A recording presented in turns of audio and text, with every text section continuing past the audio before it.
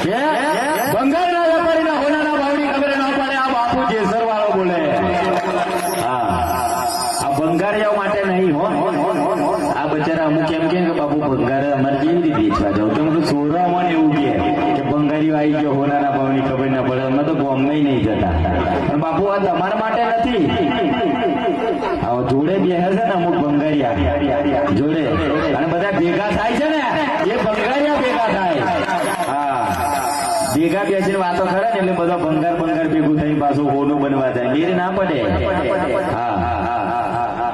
original gold છે ને કિચડમાં બી કાદેવમાં પણ પડ્યું છે ને હોનું એ હોનું જ છે બાપુ 1 ગ્રામ હોનું ચડાઈને પહેરજો તો કાલે ધોશો તો ખબર પડી જશે કે આ ડુપ્લિકેટ ઓરિજિનલ બનો બાપુ અત્યારે તો મારી કોપીઓ બહુ વાગે છે હું માથે પેલા ચાદર બોલતો ને અત્યારે બધા બોલે ભાલે 2-4 માણસ હતા ને બધા ચાલે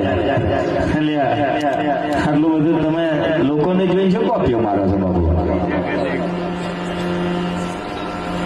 હાજી વાત છે ને બે રોમદેવજી દગાયેલા મારા જોડે આયલા